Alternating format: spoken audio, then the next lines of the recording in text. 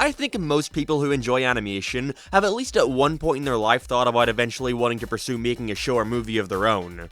But this thought is more often than not tossed aside over time, once the sheer amount of problems arise of wanting to do that. For example, time, money, skill, whatever it may be. I mean, can you imagine the struggle most people face in trying to get their own show picked up? Having to spend years rising the ladder of the animation industry, trying your absolute hardest to build your skills, network with the right people, and maybe, just maybe, you'll get the chance to pitch your own series. And that's not even to account for the new pile of problems that you face when doing that.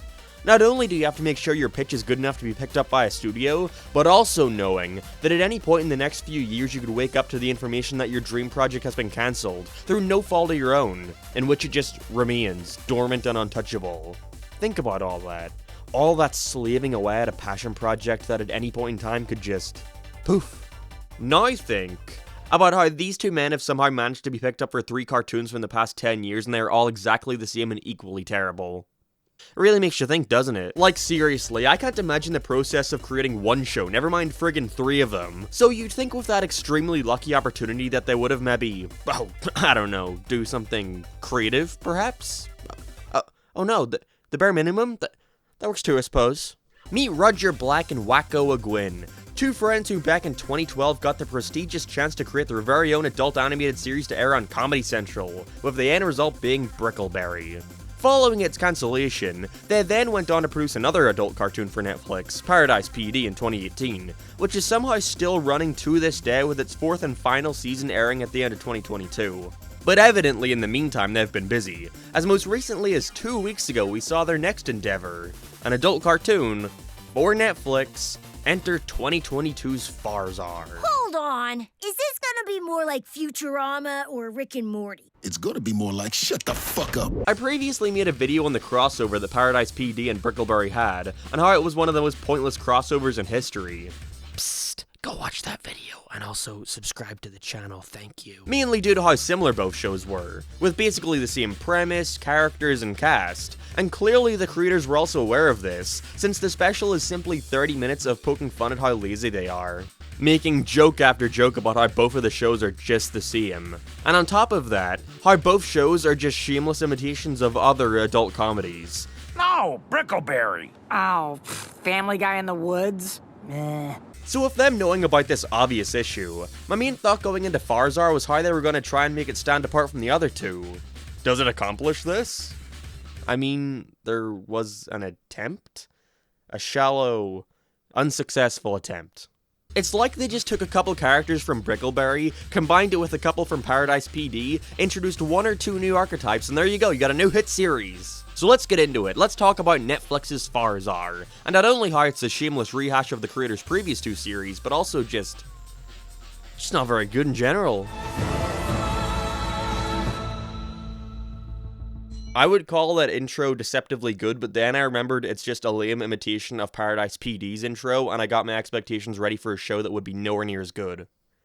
I was right too. Farzar is the story of Prince Faikal, the incompetent son of the Tsar Renzo, who can't stand his son because he's, well yeah, incompetent. After finally being made a general, and given a crew consisting of a band of misfits, the gang sometimes go out on adventures across the planet and sometimes just kind of do nothing for an entire episode. Already though, that's a big difference from their previous 2 works, with both of those simply being sitcoms about an angry boss leading his group of bad employees with a quirky, funny animal sidekick.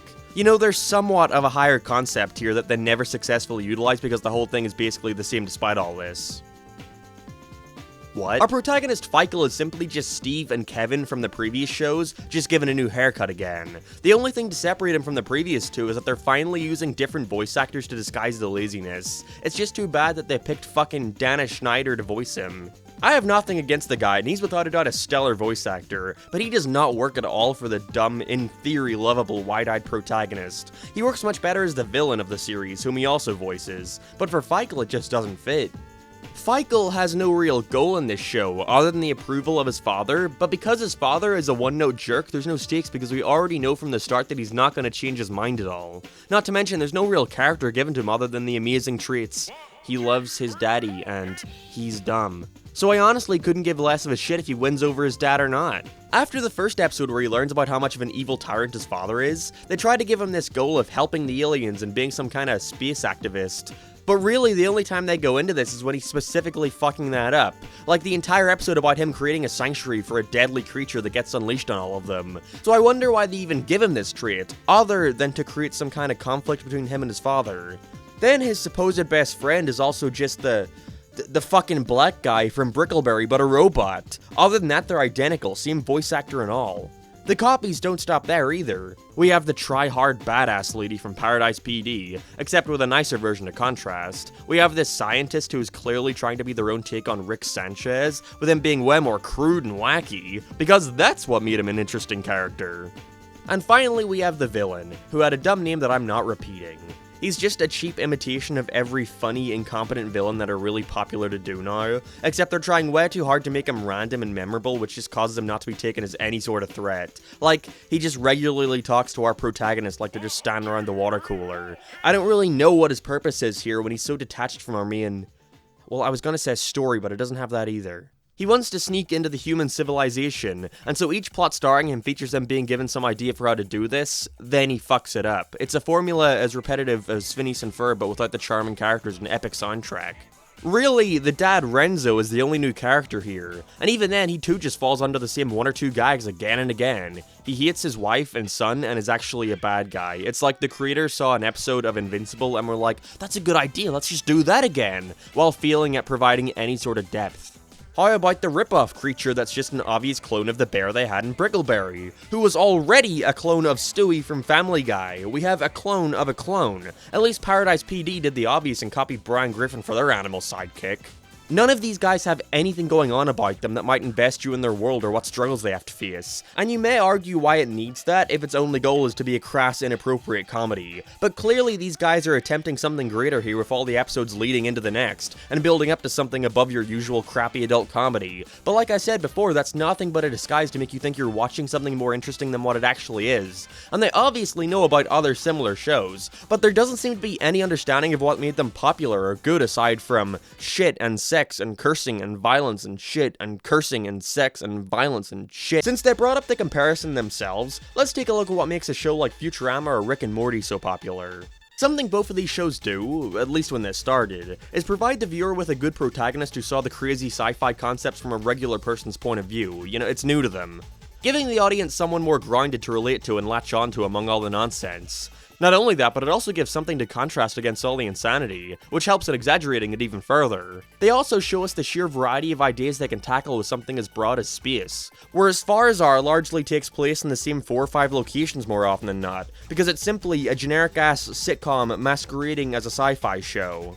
In Farzar, all the characters here are completely jaded to all the surreal concepts around them, so none of the jokes here have any real impact to them, and they never really set any kind of rules for this place other than there's a human world surrounded by a barrier and all the aliens aren't allowed in. That's it, that's all we're told here. All the episodes follow the same sort of non-structure. With Paradise PD, the two attempted to tell a more serialized story where there are threads that build up and carry over throughout the season, and the same thing is attempted here with similar poor results.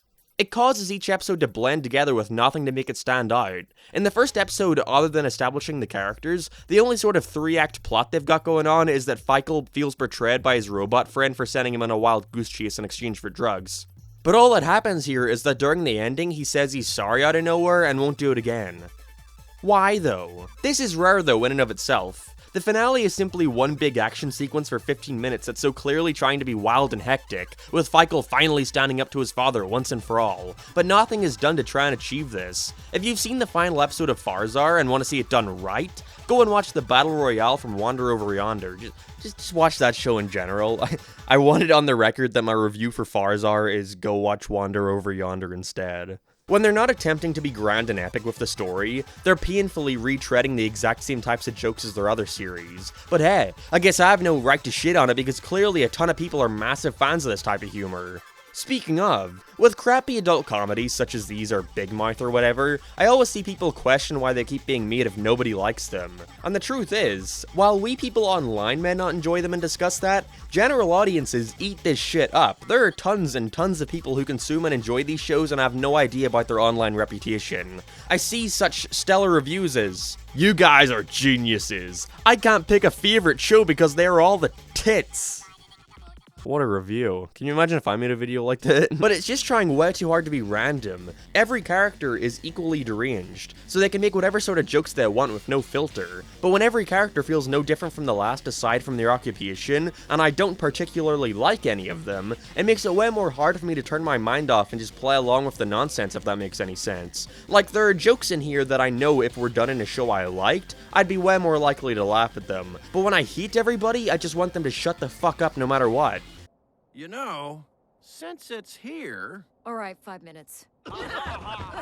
This is all certainly not helped with the animation, being handled by the same fine folks who did Paradise PD. And what more can I say? It's just sad seeing this is the style most of these adult shows seem to have success emulating. Maybe it's because general adults who aren't exactly fans of animation would feel less embarrassed about watching a cartoon because it looks so crude, I guess? I have no clue what the appeal is here, honestly. But I can definitely see the appeal to a studio. It must be so hard being an animator on one of these projects. Not only do you have to work in an industry that doesn't respect your time or talent, and not only overworks you, but underpays you too, but on top of all that, after slaving away on something like this just to make a living, you then have assholes like me on the internet shitting all over your work. So I want to make it clear, I judge nobody on the animation team for these shows ending up looking the way they do. It is 100% on the higher-ups, but I still feel bad, you know? There are undoubtedly amazingly talented folks working on a show like this, but they're being restricted so heavily through style guidelines, resources, and budget. There were a bunch of shots here that have glaring errors, more than any of their other shows. Like this earpiece popping in out of nowhere, or the eyes on this creature duplicating. But instead of going, "Boy, I sure hope somebody got fired for that blunder," all I can think about is the poor animator's soul being sucked from them as they have to work on a show like Farzar. A show that the creators are clearly very desperate to do well. Dude, I have no idea if you've ever looked up the Brickleberry social media, but it is very active still to this day, and boy is it sad. Not only did they promise their audience nude pictures of the blonde bitch from that show in exchange for 50,000 followers, but they most recently teased the idea of a triple crossover between all their shows, Brickleberry, Paradise PD, and Farzar. Alright fellas, so as I'm editing this video right now, I went to go get a screenshot of that Instagram post you just saw, right? Tell me why that link was working yesterday and the post was still up before Mark made this tweet, but now today, after the fact, it's completely gone. Now, I'm not trying to say the Brickleberry social media team was deleting their post because they saw LS Mark was making a video about him, but I'm also not saying that they didn't do that, you know what I mean? With all you, the viewer, having to do is watch the entirety of the show and spread the good word of Farzar like a bloody Jehovah's Witness, but then also go to IMDb and write a presumably good review. All this, of course, is to drive up the series' analytics so they can convince Netflix to pick them up for another season. And judging by the fact that I have yet to see a single soul talk about this show, and Netflix also... I can't see that happening anytime soon. Oh no, I can't believe we're gonna miss out on 3 Brickleberries in the same room. That would have to be better than 2, right? I can't believe I'm not gonna get to see Steve, Kevin, and Feichel all in the same show together. I'm gonna need a minute, guys. Farzar just makes me sad, dude. It should be clear to anyone that these guys don't share a creative bone between them. Harsh, I know, but how do you get 3 bloody chances at creating a show, and you time and time again just make the same thing with a different backdrop? Farzar may try the absolute bare minimum to stand apart from its predecessors, but I can see through that facade a mile away. With their current home Netflix going under, who knows what's next for the Chuckle Brothers over here, but at least we can always count on one thing: it'll most likely suck. I've been the Nostalgia Critic, and I watch shitty adult comedies so you don't have to. See you next time with fucking, I don't know, Fairviewer, Slipping Jimmy, Human Resources. You guys have no idea. I'm drowning in these things at this